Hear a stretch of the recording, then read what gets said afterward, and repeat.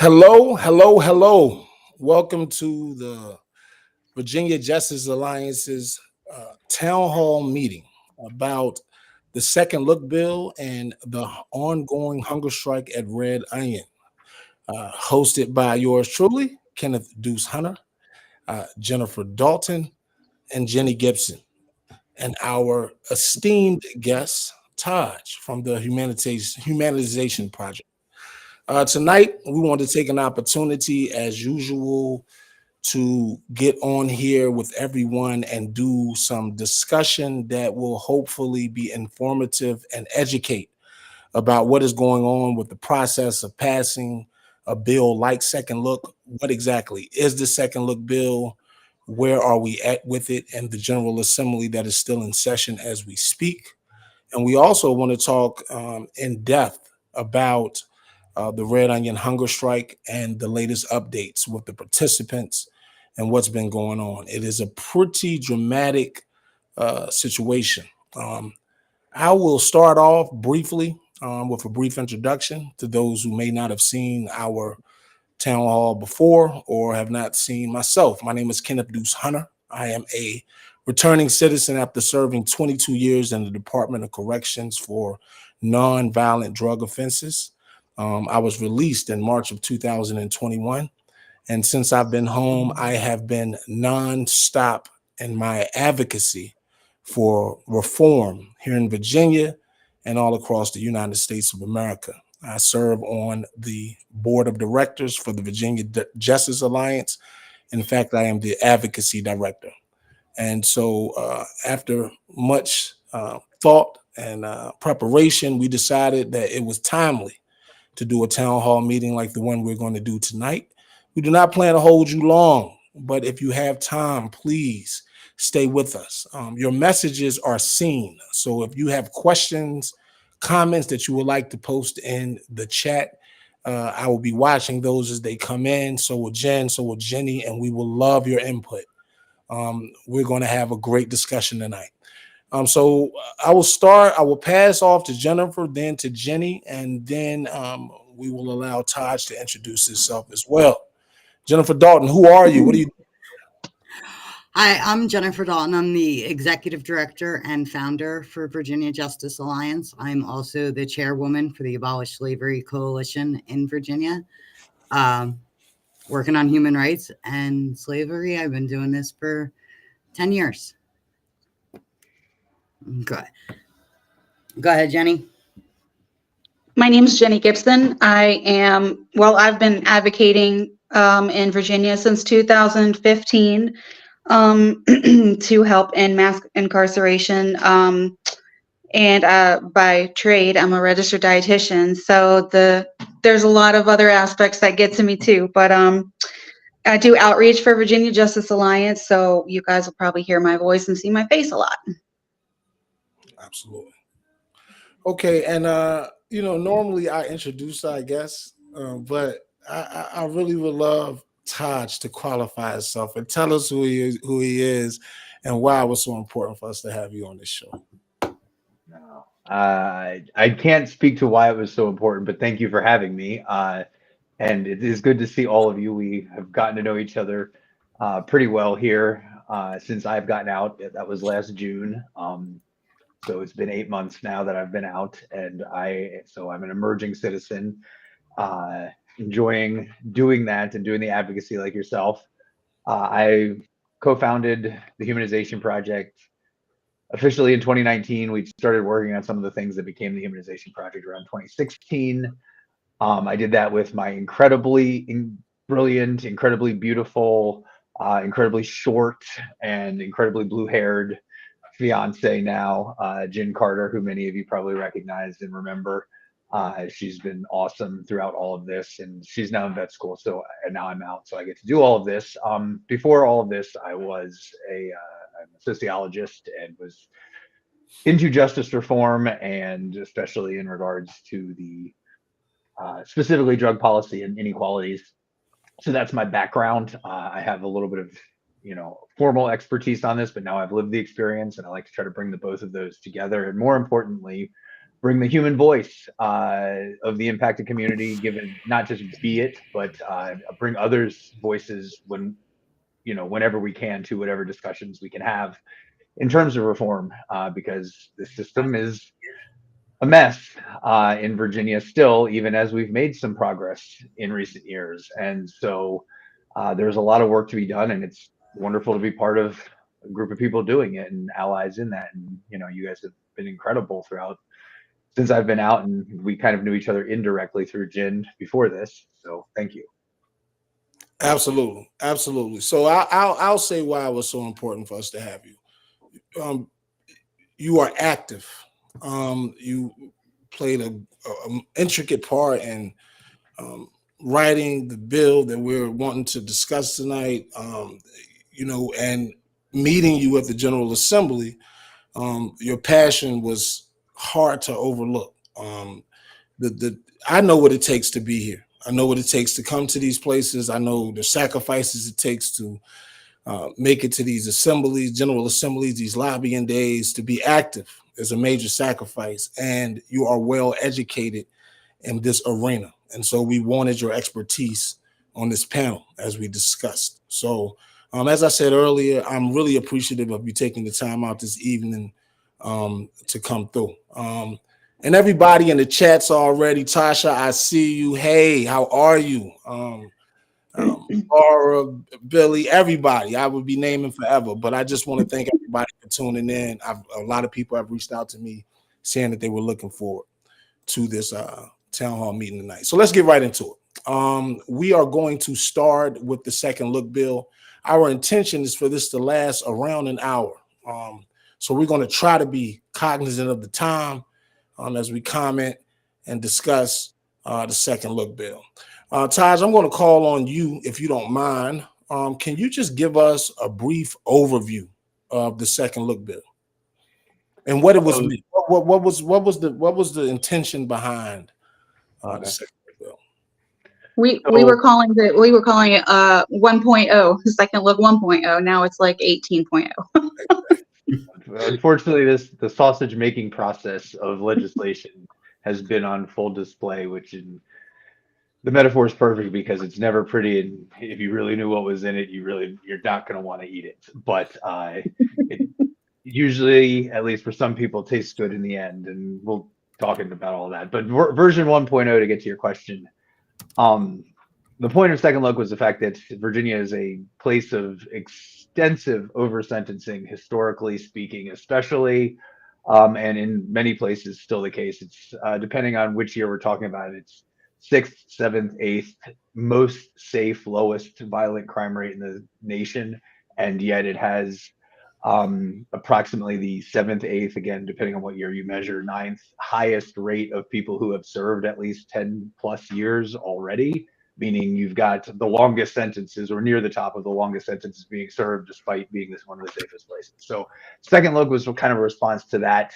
dynamic. And obviously everybody is very well aware that Virginia's criminal justice system was founded with the premise of being a place to create inequalities and perpetuate inequalities in our society. And when you build that into the system originally, even if people are not actively doing it and choosing it today, which is arguable and not the point right now, is going to keep doing it. So that was also part of this, is to include second look was about, giving access to people who were particularly disenfranchised by the system.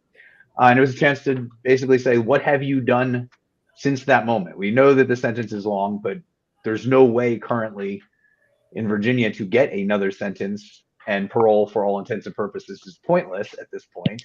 I still want everybody who's going up for it to get it, but we all know the numbers on that. So this was a way to try to say, we're going to get out of the politicization of parole, which stops a lot of approvals.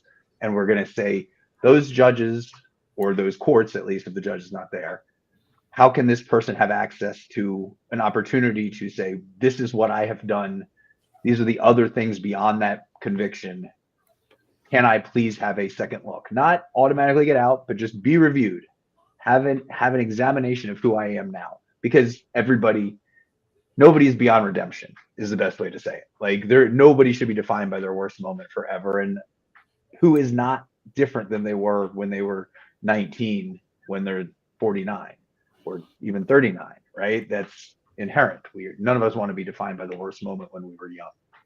So that's what it was about. It was about giving people a real chance to be considered on who they are today in a system that doesn't allow that.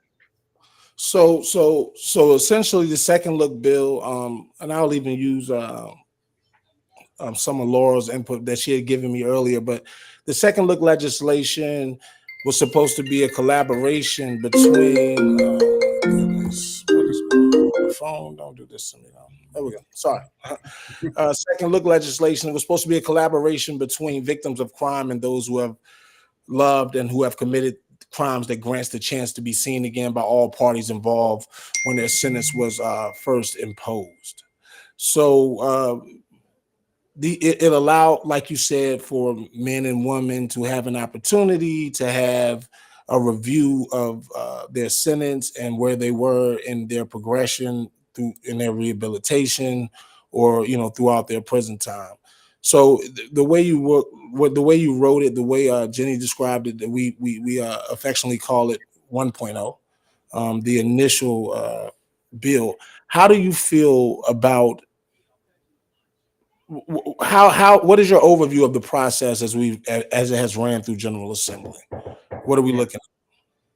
So real quick before we this is not a bill that I was the primary author of. I put a few bits and pieces in there. This is not, I do not want that to be out there that I'm saying that I was the primary author. There were some incredible people that did, and the Humanization Project was part of that conversation, absolutely, and has been part of the process, but I was not the primary author. So I do want to make that distinction. And it's not about who was the primary author. There's many voices and many advocates work together to come together, but I do not want it to be seen as me saying that I was that person. That is factually not true. But in terms of the legislative process that has happened, I think the best way to describe it is that I've been very proud of all of us coming together. We got further and we created more buzz, and the bill has gotten further without any carve outs first, and now with just it's not good enough, but to have any, but with the fewest carve outs that it has ever had, and with a more expansive coverage than it's ever covered. So I'm very proud of that. However, the way that it has all played out has been at times very unpleasant to see for a lot of us, because there's a lot of people that when changes are made are going to not have them be beneficial to their particular case. And none of us, I know personally, like I'm fighting not just for the overall principle, but for specific people as well. And so when that might not help, that hurts. And so I don't appreciate that on a human personal level. The thing that I am still proud of, though, is that we've managed to stay organized as a collective unit for the most part. Now, not always, not everybody. There's supposed to be disparate viewpoints, but we've not turned on each other, and we've changed the narrative. Like when I'm in the building, legislators are talking about these topics, not all of them, because you've all witnessed it, but they're talking about these topics on different terms overall than they used to. Like this has been a process over years, but this year especially, we've had a particularly good run. And so, and I don't think anybody was happy to have, when we fought real hard to not have carve outs and get as far as we did without carve outs, when all of a sudden the one hearing it wasn't even that the hearing went sideways. It was that the news coverage of the hearing went sideways, with headlines saying Democrats don't give victims voices, which was not what happened at all. But when that's the headline, that's the response that the politicians give. And this is an important thing about the process, is at a certain point, there's been a coalition of organizations, justice reform organizations, working to make this bill over the years, and we're proud to be part of that. But at a certain point, the legislators are in charge. Like none of us get to make those decisions after a certain point. We can still sometimes be in the conversation and are in the conversation, but it's beyond our control. And that's an important thing to realize, is nobody was ever like, yeah, let's do that. That sounds like a good idea. Nobody in reform is like, let's please do that. What happens is that a political process plays out, and that's not always fun to see. And politicians are people whose job depends on them getting votes. And when headlines say things that are going to stop them from getting votes, and often on issues that they have to be voted on way beyond justice reform, sometimes they don't go our way, and it sucks and it makes me cry. It has many times. But personally, but I also, in order to be part of the conversation, because this doesn't stop. We built this bill year after year after year. It's gotten better and better, and we've gotten further and further. And this year has been even more than that. And even when the things don't go right, we keep making more and more progress. And to continue to do that, we have to keep trying, and we have to keep growing our voices and getting better with the legislators who are going to be the ones that have to actually make the votes. Because even when we don't like it, if we say I'm taking my ball and going home, it means that we're no longer part of the conversation. It doesn't mean the conversation stops. It just means we're not part of it. So it's one of these really bigger picture things that if we want the best possible bill, we have to kind of sometimes accept that the best way to do this is give feedback, continue to be part of the conversation. And I can tell you from my own personal experience, the legislators who are most supportive of this do not always love what has happened in this process either, but there's many forces. And so by continuing to be in this conversation, we're already working. And this is why we've been trying to really encourage everybody to, even when we disagree, let's have a conversation, but still continue to humanize and move forward. And I say that because by doing that, we can get this bill to other stages where we are trying to still continue to make it better right now. And if not, build the groundwork for future bills and future years, because it is an emergency. It is time to do something. But if we in our sadness, if we stop, it just means that people who oppose this win. And that's like, if the civil rights movement had been like, oh, that we lost that vote, I guess then we'd still be at segregated lunch counters. Like, if the bill didn't go the right way, like, okay, well, I guess that we're not going to get it. Like, it's not about just this bill. It's about us being a community that is stronger and stronger every year. And we've had so many things that did go really well this year, and this has too, but we've got even a bunch of things like the dog bill is about to be signed by the governor, I suspect. Not 100%, but we think it's got a really good shot. It was a unanimous Senate vote, right? That's a big thing for people who are inside. Like, you've seen the dogs, right, Kenny? Absolutely. Like, yeah, and the way they menace people, right? That's about to end, right? Like, and not 100%, but we've gotten it all the way to the governor's desk already, and session's still going. And so, like, it's one of these really complex things that not everybody understands, because I don't like a lot of these amendments personally, but that I'm not in a position to where I feel like it's useful to give up my seat at the table. And so it is a very unpleasant legislative process sometimes, to back to your original question, to talk about. And I apologize for being long-winded on that, but there's a lot of nuance to it that even as I knew it, seeing it up close while being out for the first time, it's way more complex, and there's way more things going on beyond that don't have anything to do with justice reform, that have to do with whether or not there's going to be a RENA in Northern Virginia. That affected how this bill went, like, factually. So, and I can't even know all the details. I just know that it's part of the equation that beyond what I can control. Well, first of all, you're speaking to the reason for this meeting tonight. One thing that I really appreciate that you said is that we are very intelligent individuals with reasoning skills, and we can disagree and play on the same team. Yeah. So there's no need for a team divide, as much as we as a collective get together to figure out how to move forward.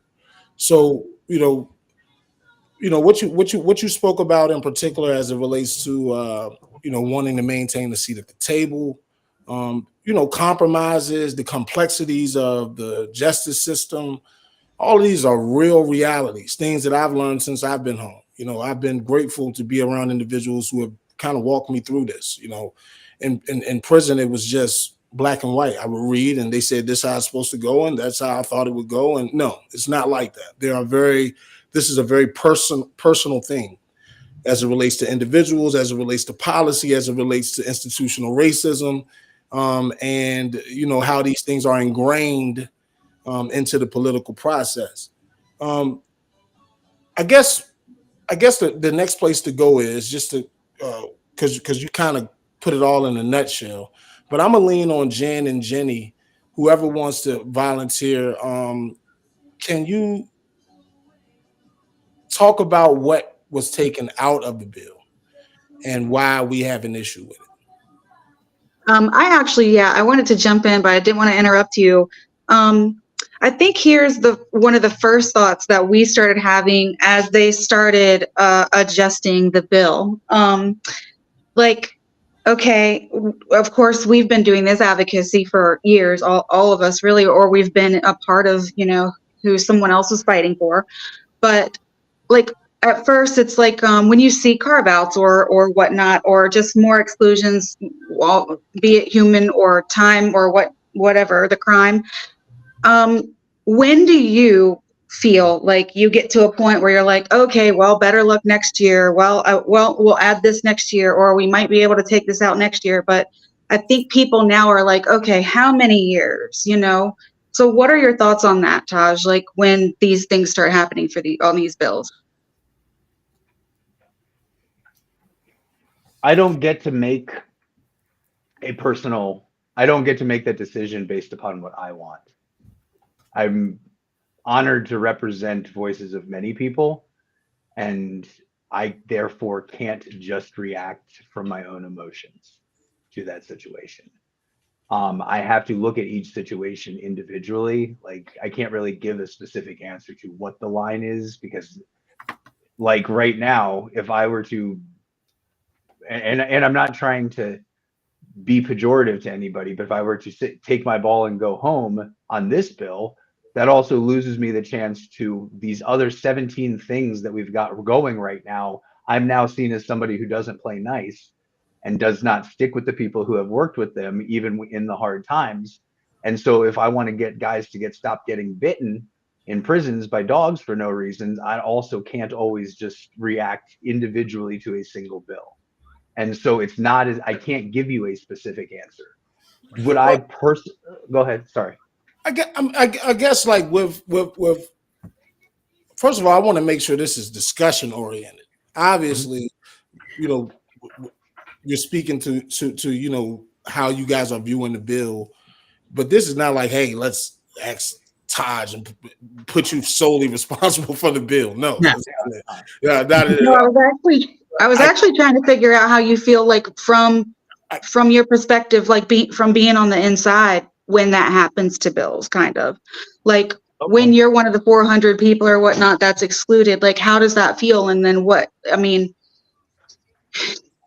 so it's not okay. Like, I have been the person in every meeting that I've ever had that says no exclusions for anybody on anything, because that's not okay. Because none of these, when we divide ourselves, when we put ourselves into hierarchies, and I told, like, not just related to bills, but anything inside. I don't hang out with that guy because they're, a Crip, or because they're got a, whatever charge, or because they're a thief. Or whenever we put ourselves in hierarchies, we make ourselves weaker.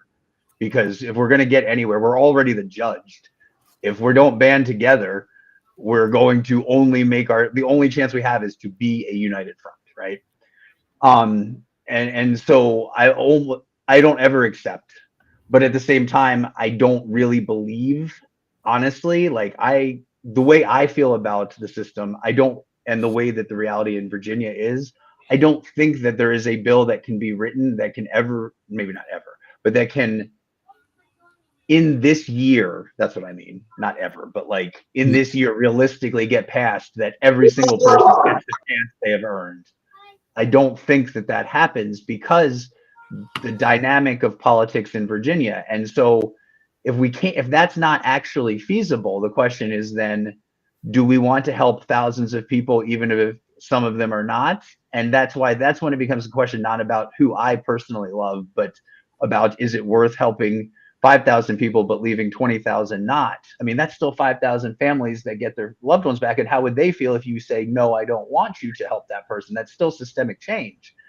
And like Virginia, the former capital of the Confederacy, leading the nation in decarceration because of earned sentence credits, is a victory, even though it's a failure. Those both two truths at the same time can coexist. Like, it was a failure for carving out people. And it was also the biggest success story in Virginia justice reform history, arguably, because the prison system is smaller for good because of that bill, even though it was short of what it needed to be. So I see both sides of it. Like, I hate that people got carved out of ESC. I personally hate it. But I also think it was a really important thing for us to do. I definitely see both sides of it. But here's an issue for myself. While I was in prison, a tactic that I watched them use. I was in prison doing a very strange or very monumental transition in Department of Correction tactics. So by the time I got to prison, it was less about like the aggressive years of the 80s and 90s and being afraid that somebody gonna beat you up or rape you or something. It was less about that and more about psychological warfare with with them building supermax prisons, constant lockdowns. And one of their tactics was, and I know this was a tactic in which they would strip everything that you normally had and then piecemeal you privileges to pacify you, right?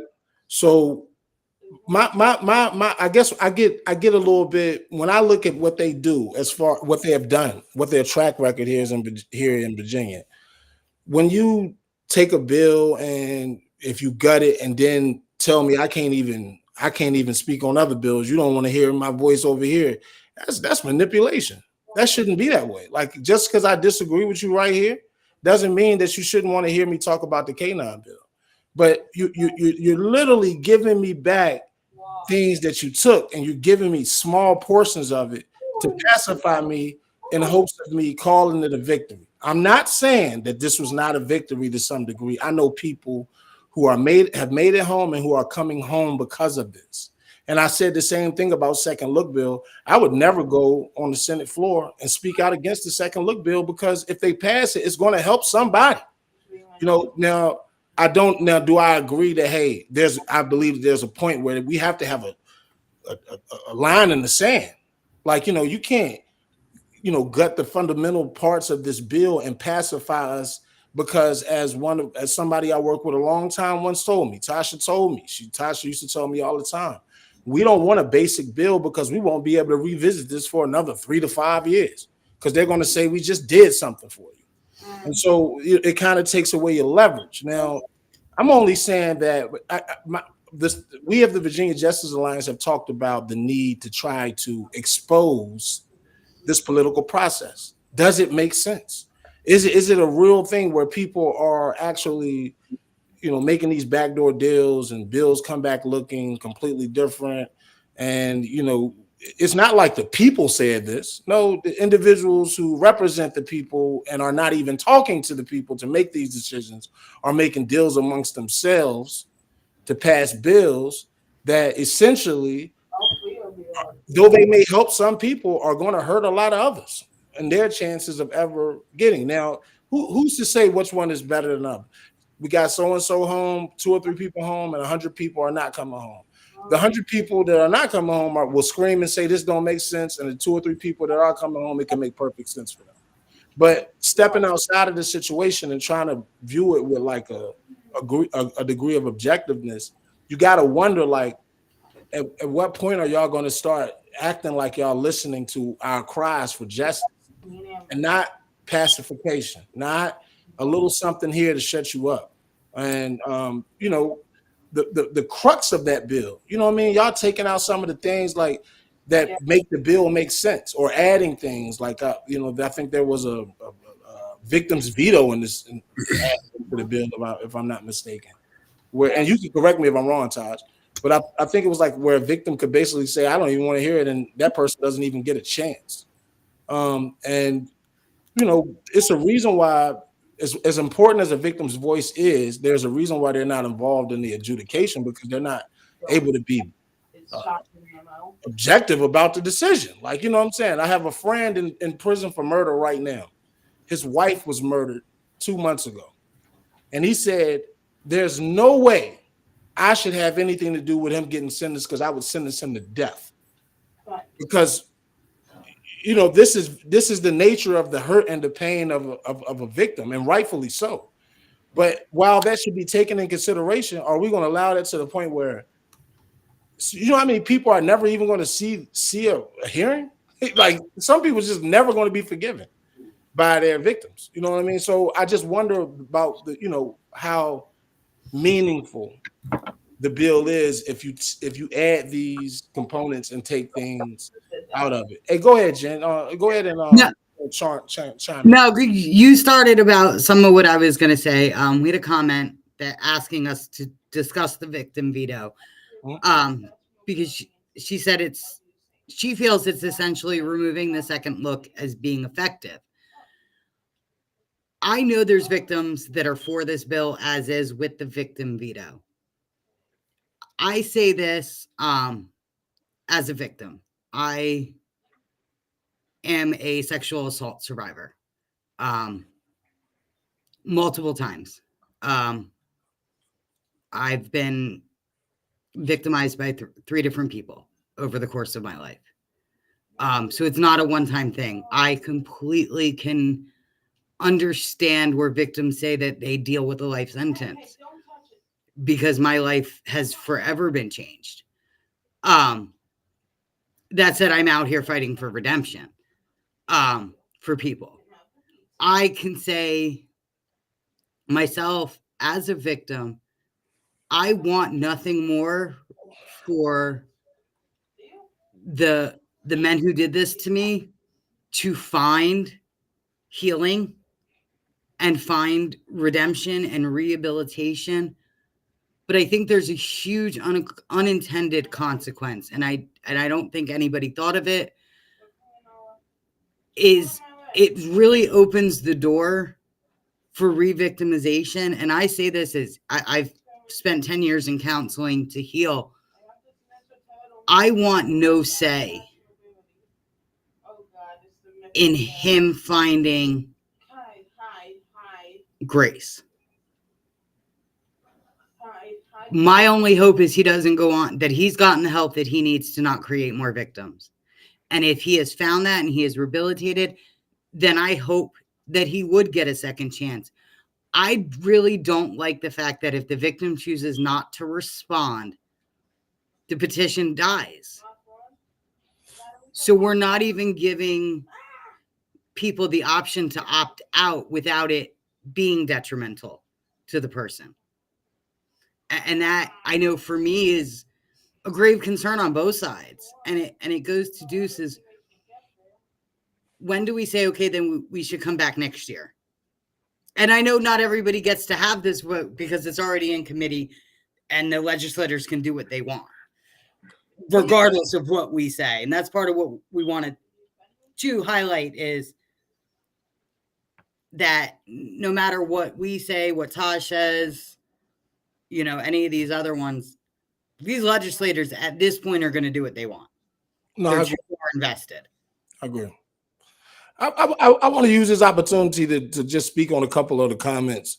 Cheryl Carter has made several comments just explaining that, forgiving victims are indeed the minority and not the majority. Allison made a very important comment saying that jailhouse lawyers, which I've been in contact with, are just talking about the victim veto potentially making it unconstitutional. And because you're supposed to have an unbiased fact finder when it comes to liberty interests. So when you're thinking about like someone's liberty or an opportunity to gain their freedom, then whoever's involved in that process needs to be able to be objective as possible. And I even find it hard for the Commonwealth, but definitely for the victim. And it's such a sensitive subject, man. It's because I believe in victim impact. I think that this is how we understand the seriousness of crimes. But as far as whether or not an individual can be forgiven or will be forgiven, or as Jan stated, even if they don't respond, then these people don't make it up. So now you have a whole, your chances of getting out gets down to like, what kind of person did you offend against? Did you offend against someone who believes in second chances, or did you offend against someone who's very unforgiving and vindictive? Now we have unequal playing grounds. We may have committed the exact same crime under very similar circumstances, but your chances of getting home are a lot better just because of the person that you committed this crime against. So I guess this in particular, and they're wanting to hear more from you in regards to this, Taj. Like, I guess this in particular is what is concerning about the bill. People are like, this is not a real bill. If you make it like that, then you know what, this is not a good chance for a lot of people. But Taj, what do you think about? What do you think about what you've heard so far? Well, speaking to the due process thing first, or at least in terms of the liberty interest argument on it, that's while I was a law library clerk and I've done considerable research on this in addition to my actual degrees. So I know I am not an attorney. But I will say that liberty interest is not created on any of these things. So any post-sentencing anything, be them good time credits or parole or anything, unless there's a specific statute that says you shall, if in these conditions you do this, then a liberty is interest. But when there's a discretionary language, which is what this is in the first place, it creates no liberty interest, and therefore it's not an issue. So, like, factually untrue. Like, I'm not trying to bash anybody, but there is, like, I actually know the logic. No, but that's a perspective that I'm going to discuss with them too, because I was wondering about that. But go ahead. Yeah. So, like, there might be other arguments, but to that point, because I am not an attorney, every bill that goes through, and this is good for people to know, there are sometimes when bills become later determined to be unconstitutional, something gets turned into a law that is later found one piece of it is. So it's not a perfect system, but there are actually attorneys that sit at the centerpiece of every committee hearing and every vote, and will answer questions and interpret things. And before those bills even get there, before they get filed the way they in the language that everybody sees publicly, they go through a process by which they check whether or not they see any obvious constitutional flaws. So there are actual attorneys that check these, and generally speaking, they do not get it wrong. That, like, something like that is not. I don't know. I got to push back on that a little bit. That's the reason for legislative advocacy. Like, yeah, we take these things to the Supreme Court and show that they've passed laws that are unconstitutional. And that's it has happened, but there is a process by which it usually gets caught before it gets that far. That's all I'm saying. I'm not saying it never happens, but many times something has been caught before it gets to, or it gets caught when they're having the conversation. Right. So generally speaking, it's not a guarantee, but these really big, obvious things are usually caught. But in terms of the victim veto, the conversation about the victim veto. So first thing that I think is most important is that, and you hit on this, the importance of a victim empathy towards victims, because I don't think there's anybody in the reform community who wants more victims or is, pro-crime. That is nobody's point. But right now, what is happening is that people who oppose this bill and oppose reform, and generally oppose, not always, but in many cases oppose the values by which our community is focused, or towards which our community is focused. Those people are trying to paint this narrative that all victims do not like this, that the majority of victims just think this is terrible. The research actually shows that most victims, not all, and not even like a strong, huge minority, but most victims have given an opportunity to say, I would like this person to have a long sentence and nothing else, and just be gone for a long time, or I would like to have a say in what this person does to rehabilitate themselves in exchange for having the opportunity to have a shortened sentence, would prefer the latter. So the idea that victims are inherently against people having second chances does not match the research, right? So first of all, and more importantly than that, when we say this is inherently the wrong idea, and what we're essentially doing is agreeing with those who oppose this bill when they try to paint it as anybody who's a victim is against this. We're saying, yeah, victims are against this, so we shouldn't let them have a say. And while I know that's not what we're saying, that allows them to sound like they're right, which makes it really hard to get better things done. So we have to make sure that we recognize and talk about the fact that victims are not a monolith. Victims do not all agree on this by any way, shape, or form, and there's no way to describe what victims do or do not do until you ask them.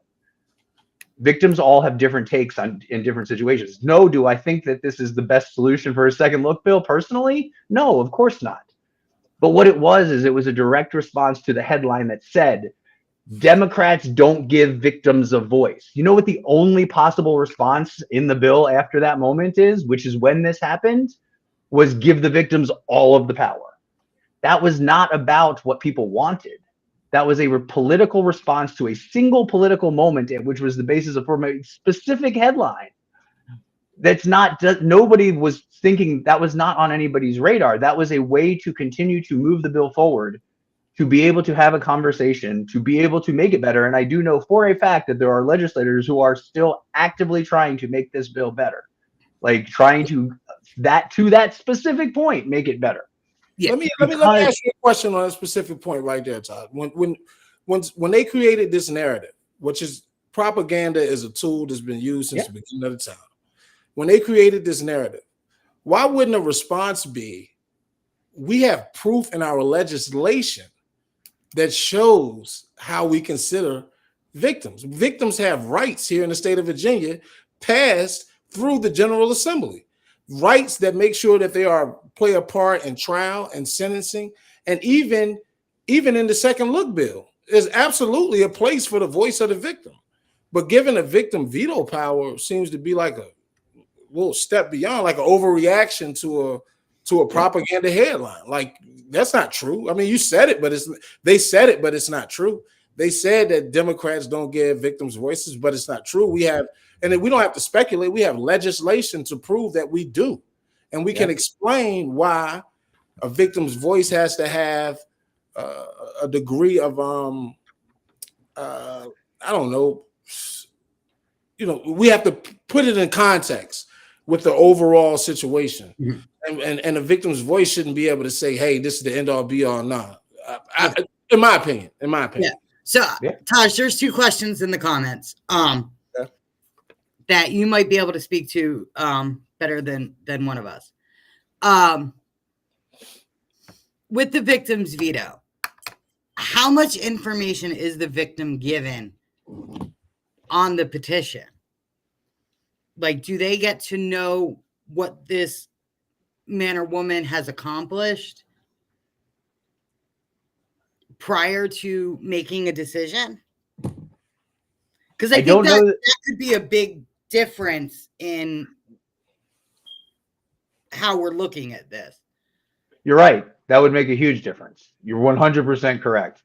It doesn't, I don't know, and I did not review today the specific language on how the mechanics of that was going to work. So I don't want to get this. Please do not take this as the word of you know, the legislative gods on this. But my understanding is that they would have, most likely, that there isn't enough specificity to be able to answer that question. That I think it would depend upon the situation and what happens and what they ask for and a lot of factors. I don't know that was worked out. And I think one of the challenges of the place where we're at right now, and I see Allison also asking about this, is like, there are questions of what happens when, like, and if somebody robs a bank, who's the victim there? Does somebody who is the corporate bank executive going to, or is it the teller? And what if there's two tellers? And like, there's some of these questions are not yet answered, and I think this is why part of the reason why we are still talking about this. Kenny, to get to your original point also about the overreaction aspect of it, yes, that is unfortunately the really sad thing to see, is that it was, we all saw that it was, I was in the room when the supposed not giving victims a voice happened for the entire process, and I think a lot of people were, and that is none of that was what happened. But it didn't change the fact that was what the response was, because any single clip or headline becomes a commercial when it comes to election time. And it doesn't matter what the context is, because a huge portion of voters see the headline, see the commercial, and only pay attention for a month right before they vote, if they even pay attention that long. Right? They don't know the nuance. They only get the headlines. And therefore, it's real even when it's not real. And so the reaction does often become oversized relative. And we did say We already have this in here. Not me personally. Other people said it because we all had different roles to say different things at different moments. But this was said repeatedly that the victims are already part of this process. But when that was the headline anyway, it didn't change the fact that the only way the bill was going to move forward and was to have this in here with the hopes of bringing it back out or changing it or making it better, or like it. You never know exactly what's going to happen because a lot of it happens behind closed doors at this stage. But it does.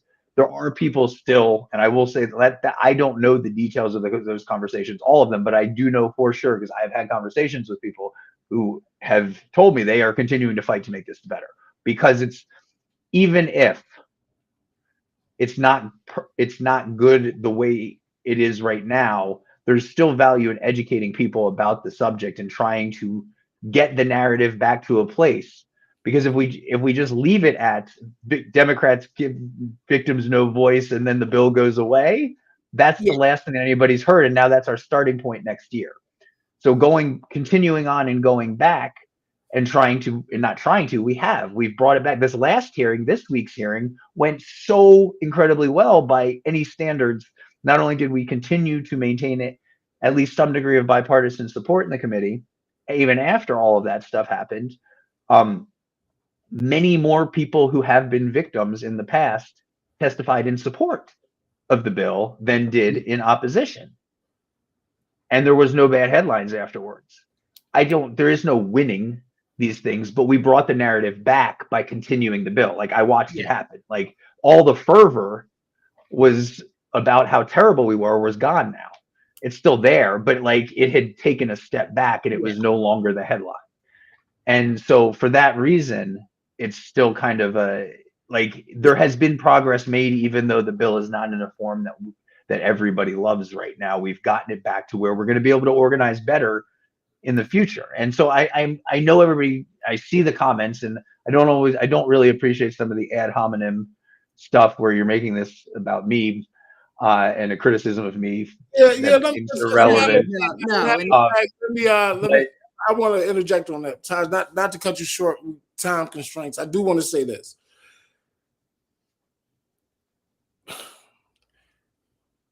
Taj is on here because Taj fights. So when we're around individuals who fight, then that's what you lead with. You know what I mean? The fact that we disagree is human nature amongst intelligent people. In fact, we are accusing our adversaries of that type of behavior. We not like that. Like, I'm cool with the fact that things are going to be seen differently by different people, right? But the simple fact that individuals take time out of their life to dedicate towards justice and liberation is a common ground that we will always, or should always, be able to unite on. And that's what we're doing. That's what we're trying to figure out. No, I don't want to stand on this side and you stand on that side and we yell at each other. No, that's what I feel like our adversary does and wants us to do, to divide. We need unity. So collectively, I know, Jen, but collectively, we have to come to a way where we're able to understand all sides of a particular issue. And one of the reasons why I wanted Taj on here so badly was because I didn't expect, hey, let me say everything I got to say. No, Taj is a very intelligent dude. He can explain to me why he's where he's at with it and why.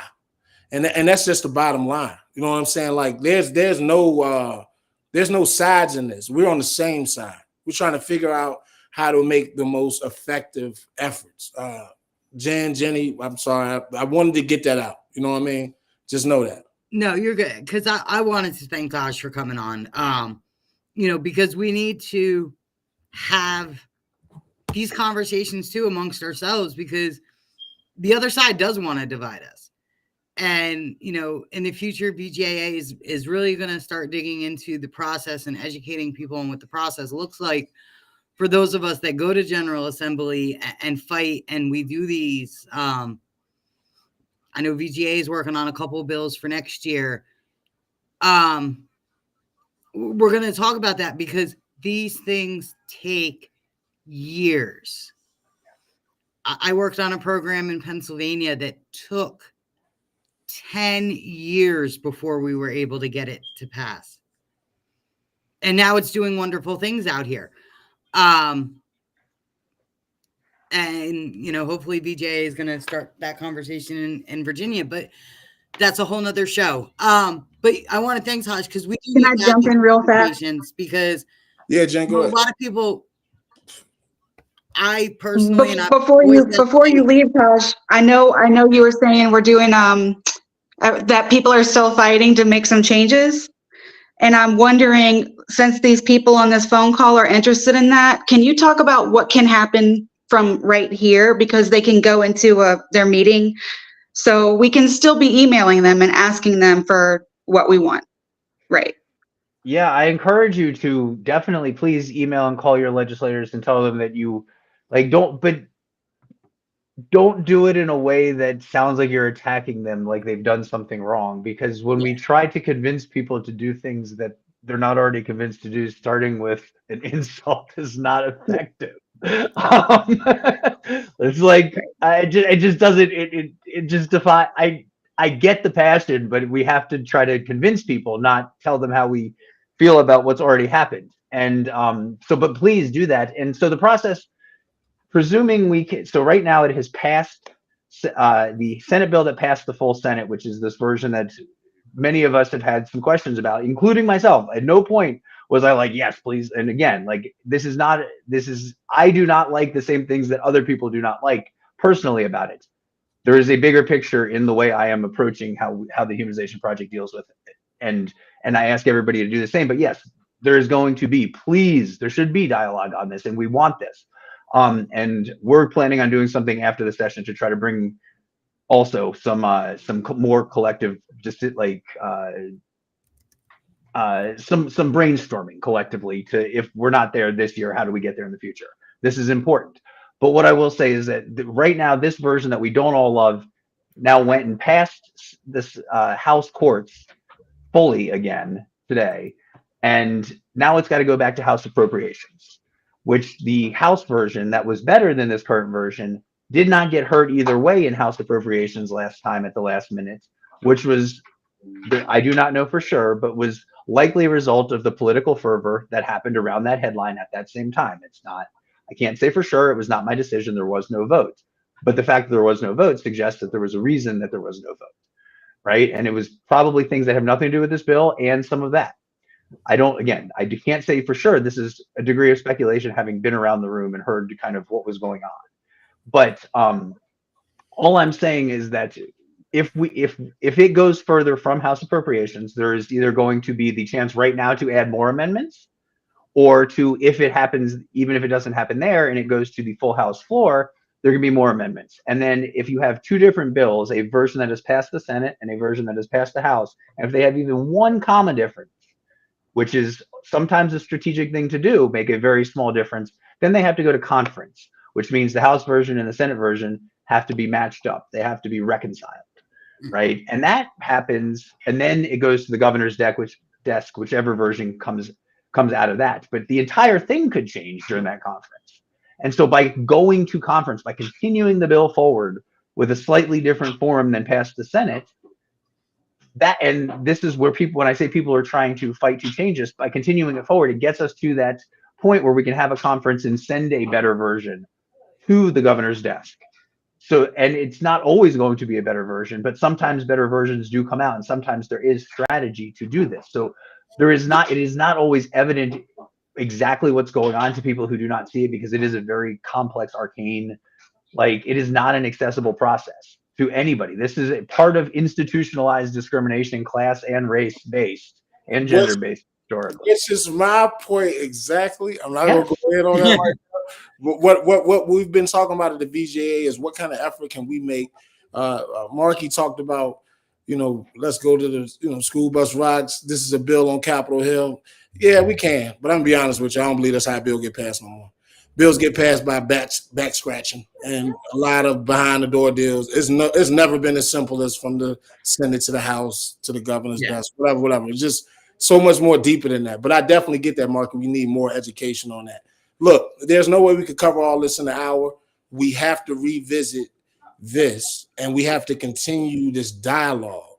You know, I really appreciate you accepting this invitation, especially on short notice. It was a short notice idea in all actuality.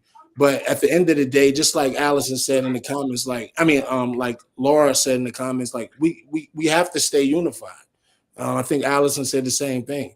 We are not on different sides. No, yeah, we're frustrated with the way the bill has been gutted, but I'm appreciative for somebody that's still advocating to get something done. And this does not fall on Taj's shoulders, no matter how bad you might be looking for somebody to blame. It's not a Taj thing or a Jen thing or a Kenny thing or a Jenny thing. It'll never be any individual. This is a force that is much bigger. And so we are all like kind of winging this, trying to figure out what is the most effective way to get the results that we want. I think in a perfect world, all of us will have the exact same thing. Let's get these people home and give them an opportunity to be rehabilitated. But that's just not the world that we live in. For those of you who are watching, let me encourage you to get part of the process. That is the best way to get educated about it. Get in it. If you get in it, if you come to them lobbying days, you'll start seeing the structure of this thing. You know, how these different people are walking around with different bills and these sessions and these hearings. And if you go sit in on a hearing, you'll realize how a stadium in Northern Virginia could affect the criminal justice reform bill. You'll see how all these things are related and how they're voting on these things all at the same time, right? You know, one after the other, and attitudes and personal likes and dislikes. There's so much to this process that I want people to be educated about, so you will understand why we at the VJA are adamant about being able to reveal this to the general public, so that the public can have more of a say in bills that will determine the life of their individuals. Listen, we need a few minutes. We got to give a few minutes to Red Onion. This was we already had a live about this, and I guess this kind of works out because right now we really just want to take an opportunity to update on details since the last live that we have. As many may know, Kevin Rashid Johnson is actually an individual who authored this hunger strike, outwardly spoke that he did so. And I think we're in the 50s of days.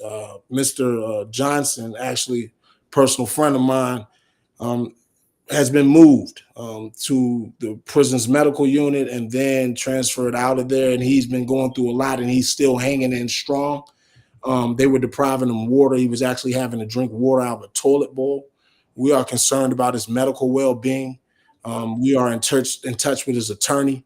His attorney has communicated directly with us. I'm going to let Jen or Jenny kind of relate some of this information. Jennifer, just give me a little bit about what we heard today. We'll get into it a little bit. We were going to go a little deeper, but because of time. But I'm going to take a minute to read. We've been in contact with Rashid's attorney the last few days, so we have some updates on where we stand with DOC, legal, and where Rashid's health is at the moment. Today, Rashid's legal team filed an emergency motion on his behalf that highlights the retaliation he has recently faced in Virginia DOC and asks for an order that he not be sent back to harmful prisons in the western region of the state. I've attached the motion here, brief in support, and a declaration from our expert, Dr. Milzen. We've also asked the court to expedite the standard briefing and hearing timeline in this case so we can get Rashid released as soon as possible. He is nearing day 60 of the hunger strike, and we remain very worried that time is of the essence to avoid irreparable harm to him. So the hunger strike continues. Red Onion is a very segregated prison. It is very difficult to get information in and out of Red Onion.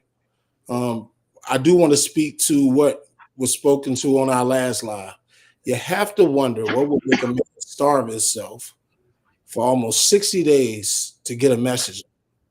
What kind of world do we live in where a person feels like he needs to undertake such a dramatic undertaking to bring attention to the injustices that are happening at this prison? Now, these are ironically two different aspects of the same issue. We've spent the live talking about the second look bill, criminal justice reform, sentencing. The other aspect is, what are we doing with these individuals while they're incarcerated?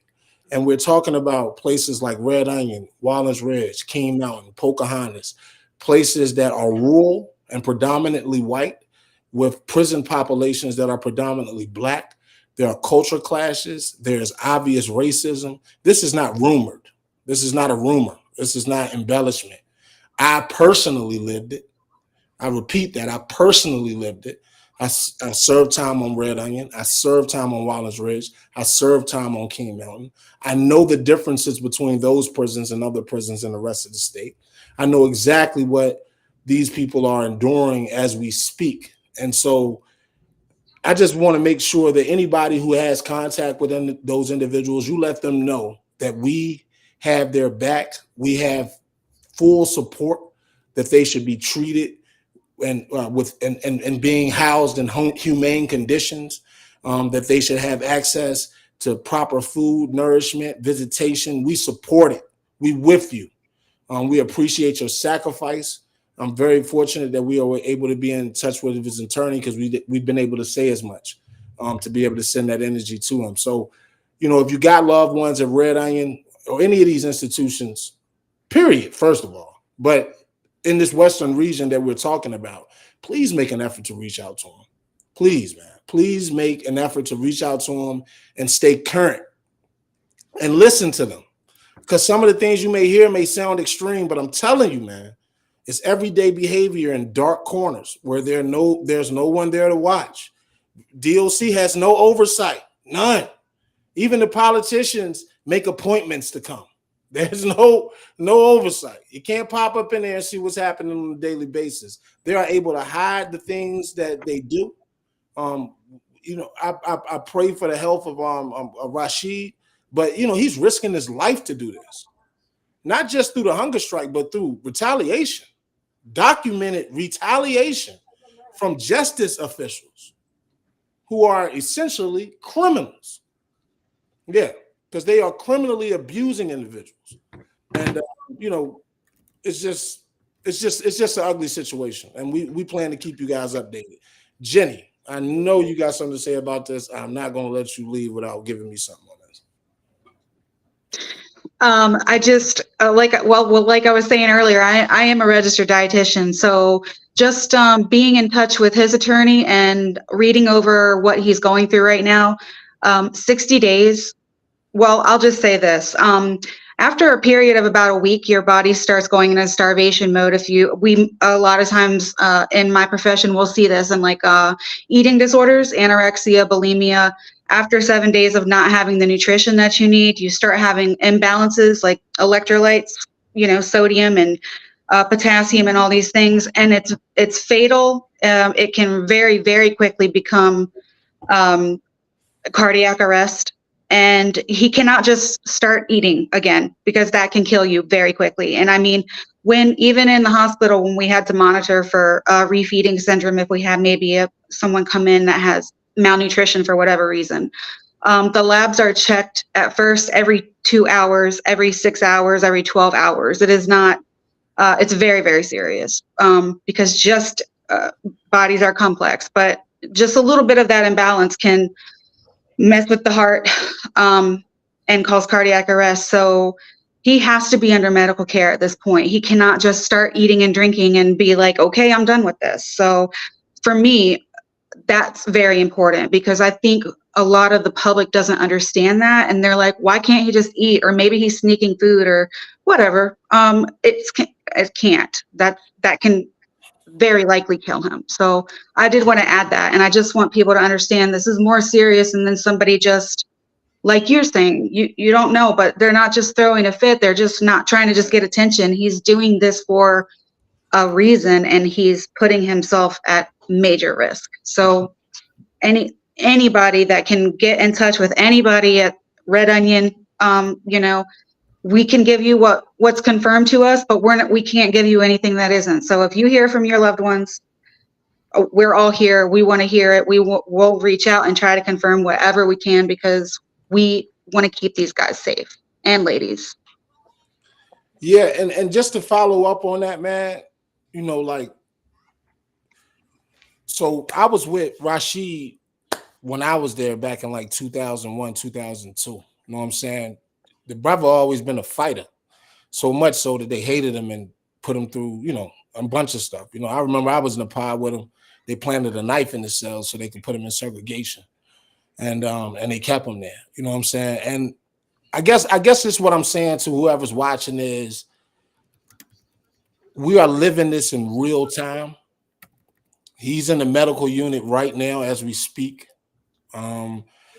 IVs and all of that good stuff. There are individuals who are locked down now at Red Iron, Wallens Ridge, Cane Mountain. These things are happening. So when you reflect on this in your daily life, just know when you think about it, it's happening. It's happening right now. And until we find out a way to get some comprehensive oversight on an agency that has a $1.5 billion budget, till we get some comprehensive oversight, when we have documented incidents of abuse, then we really not talking about nothing. You know what I'm saying? We have to figure out a way that the public will be able to make sure that our family members, friends, or just people in general, even if you don't have family members or friends, people in general should be treated a certain way. And Virginia is falling well short of that mark, well short. And Kim, I saw you talk about making this worldwide news. Yeah, I agree, because internationally this has already been outlawed. This kind of treatment is not legal, right? It's not like they're able to do this legally. They're doing this saying you can't see us. You can't see us. Those felons are a bunch of liars. We can do what we want to do. And we've as a people, as a government, we've given them the power, the discretion in the name of public safety to do whatever is necessary. And they've taken that power and used it to essentially torture people. And, I just think we in 2024, this is far enough. We have to make this front page news.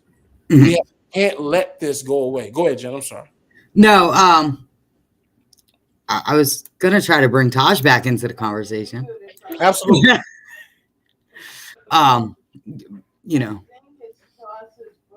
Do you want me to say something? Yes, yeah. I On the humanization project. Yeah, humanization. Yes, of course. Right here. I just don't want to cut anybody off. I already did a lot of talking. Absolutely. You have to talk overdue sometimes. Yeah, I don't. You obviously haven't been inside, young lady, because you do not talk over people. That is an inappropriate thing to do, and it is dangerous. Thank you. I have not done any amount of time. I'm just messing with you, Jed. I'm just messing with you. I'm just messing. News knows what I'm talking about now. And as a person who is from really big family with a lot of, we just talk in a big chaos, and you're not talking over people. That was actually genuinely a lesson I had to learn, is that some people perceive that as very rude, even when it's not meant that way. So I have been training myself. Also, white guy trying not to be a white guy. But to the point, of course, the Humanization Project and all of us stand with Brother Sheed. And everything you guys said about the situation in the Western region, beyond just the specific issue of extended solitary, is absolutely accurate, and everything. It's well documented. The DOC continues to try to deny it, but not even as vociferously as before. I think there's going to be some gradual changes. And to your point, oversight is a huge thing that is necessary, and actually looks like that will be the law of the land very soon.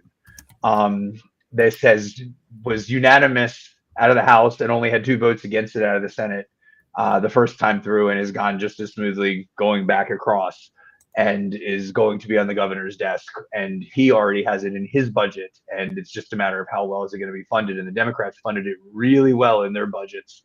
You always wanted to be more, but very considerably to make it impactful right away. It's not going to make everything different overnight, but as it takes effect and the process exists of transparency, it will make everybody a little less likely to be like that. There's still going to be problems. I'm not saying that, but it's not going to fix everything. But it's going to make everybody who's in there's lives at least a little bit better every single day. But it's not done yet. We got to get there, but it is looking like it's going to be the law. So that is going to help, but it's not going to be the answer. Extended solitary, and this is actually something you mentioned earlier, and you referenced Tasha's point that when they give us something, they don't want to give us something the next year on the same topic. Interestingly, they made a little bit of solitary progress on a very slimmed down bill last year, but it did do something. And then this year, a much better bill has made it all the way through and is already heading to the governor's desk. The coalition. So we and shout out to the squad. Yeah, definitely. and that has been, and I'm on that coalition. Jed's on that coalition. Tasha's the head of that coalition. And so a lot of people in there, David Smith with SALT and Kimberly Jenkins Snodgrass and Chuck Feinberg, the rabbi, and McGinnis Williams and Gay Gardner. There's been a bunch of people that have put in a lot of work on that, and we actually have it's going to the governor's desk with the demand that, to your point about it, the UN saying this is torture, that they stop torturing people. Like, that's going to be the message essentially, and we're going to there's going to be a campaign, and actually I'm going to use this venue to say we are going to be soon calling for people who want to give loved one testimonies, just like we've done with the Second Look videos. We're going to try to get some on what it's like to have a loved one in solitary and what that experience is for us when we care about somebody who's in that situation, because we want to show that this really affects a lot of people, not just the person who's in there. And then any survivors of solitary who can speak to it about how terrible it is. I don't know, Deuce, how long I'm sure you did sometime, if you did some time in the mountains. I did 14 straight months in solitary, and that shit broke me. Like, this is the only part of my experience I like to personalize because it's not usually about me, but I will. And that was the worst part of my entire prison experience, was being stuck in solitary without an infraction. I didn't do anything to earn it. And that's usually the case, right? Like you were talking about with Brother Rashid. And so I'm not trying to make this about me in his case, but his is an example of why this solitary thing is, he's willing to starve himself, as Jenny was saying, in order to prove this point. Doesn't that tell us something? And more to the point, even if something is happening in your existence that they feel like there is chaos going and they want to put you in a timeout or whatever, I'm not justifying that ever.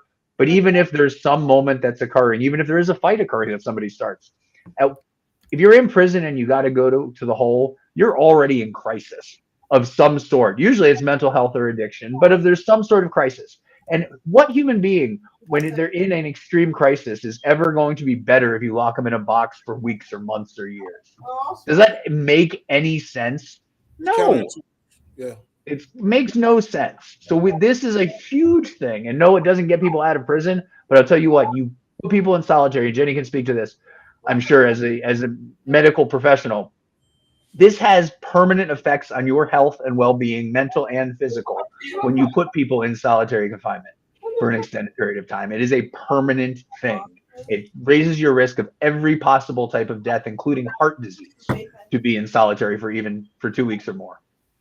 Like 100% of your health is screwed when you have to go extended solitary. It is not good. So this is something that we should really all be talking about. And so we do want to make this an issue. This is something we could really make change on this year in a very real form. This bill is not watered down and it's going to the governor's desk.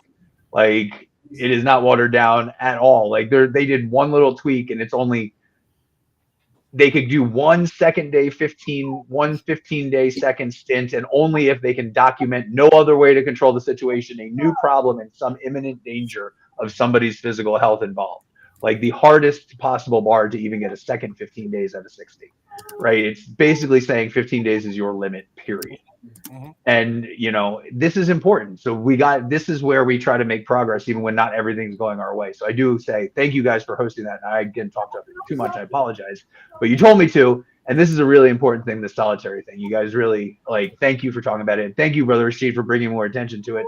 And our solidarity is absolutely with you. And please, when you see the opportunity coming up in the next week or two in the Humanization Project, and I'm sure everybody will be helping post this, we will be looking for little videos and narratives written as well for people to talk about this, because we're going to try to put some pressure on the governor to sign that. Yeah. Well, we're going let us know. We'll definitely coming up to be heard. I just want to make. I just want to something that Marky said, and then I'll stop. That there's no research that putting people in solitary confinement helps with mental health issues. That's not. If we actually take time to study, and I'm going back because this is something I've done with history, we knew in the 1800s that solitary was bad. We stopped it.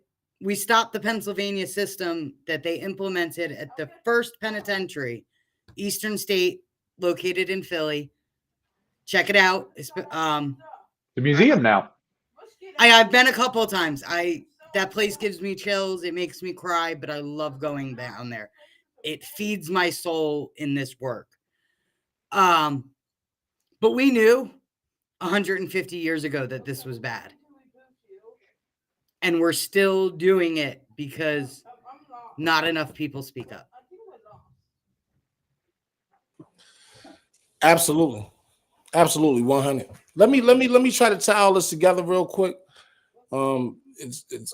Kim is actually what I really want to speak to. Kim made a comment in it. Can we have strategic planning sexual sessions beginning in April? Private sessions where we talk and build. Absolutely. This is what this is about. Figuring out ways for us to come together and strategize the same way the individuals who are passing laws that are to our disfavor strategize, because they strategize too. So we have to get strategic as well. Listen, nobody that is tuned into this call, nobody that is tuned into this call, I would like to think is not here for a reason, because you care. You know what I mean? Wherever you care, whatever was your impetus, whatever inspires you to care about this, it doesn't matter. The fact that you care is what we found a link on. That's why we're here. That's why we're discussing it. I wish it was a simple conversation would solve it all. I saw even some comments like, that's not making sense. Listen, no, it takes time to make sense of things. It takes time to understand the pros and cons of particular actions. Taj, and not just Taj, we actually had this was just so short notice, we didn't get all our guests together. But we wanted to hear diverse ideas about feelings about this bill. You know what I'm saying? We also wanted to the red onion issue is an easy thing to agree on. Everybody got a problem with that. We want to fight. What are you talking about? Y'all doing this to these people. You know what I'm saying? All of us with a heart care.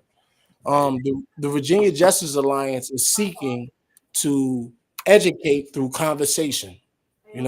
One of my class I took last night, I was asked, when I do this studying and research, where do I share it the most? And my answer was an everyday conversation. That's where I do my educating. Like, I meet people and I tell them things they never heard before. I was shocked when I heard that we make up 5% of the world's population, but 25% of the world's prison population. Those numbers was crazy to me. Like, what, really? So it's America that's doing this? Like, the United States? This is a problem here? This is specific to what we're going through as disenfranchised individuals here. So the purpose of this town hall was just to open dialogue from people that we trust. And Taj, we trust you. You know what I mean? We believe in you. We believe what you're doing. We believe in the humanization project. Trust doesn't infer that we're going to agree with everything that you say or do. It just infers that we trust your intention. And I know that regardless of what they say about a seat at the table, we know we always have a seat at your table. We know that you're always going to listen to our voice, and vice versa. Your voice is going to be heard here too. Every time. It matters. Collectively, it's for the people. That's why we have these meetings. There's another town hall meeting coming up quickly. To anybody in the comments who made a comment that I wasn't able to respond to, charge it to me and my big mouth. With those 22 years in prison, you have given me a lot to say. I'm just telling you, I got a lot to say, and I'm passionate about it. And I know from experience what I'm dealing with when I'm dealing with these people. Taj, thank you again from the bottom of our hearts. I hope that you will be a part of our next meeting. And appreciate your perspective, your insight, the information that you offered. Jen, Jenny, I know y'all don't deserve, y'all don't want to thank you, but I'm giving you a thank you. Thank you for caring enough to want to be a part of what we got going on. Thank you for, you know, the platforms. Thank you for the research, the bill trackers. Thank you for everything that we've done over the past few months, because you didn't have to. You did it because you wanted to. Thank you to everybody who found an hour and a half out of their schedule to come listen to us blabbermouth, and you stayed in here and you kept the comments going. Thank you to everybody's input. You guys know me on Facebook, that name right there, Kenneth Dukes Hunter. I am accessible. Reach out to me. So is Todd, so is Jen, so is Jenny. You guys reach out to us, talk to us, keep us in the dialogue. Let us keep you informed as much as we can, and keep us informed as well. If there is no other comments, I'm going to close this town hall meeting with a cry for justice for my brother, Kevin Rashid Johnson, and I pray, fast and pray, that the brother will survive the ordeal he's up against now. With all that said, we are the Virginia Justice Alliance, and we wish you peace and blessings. Community project. Talk to you soon. Thank you.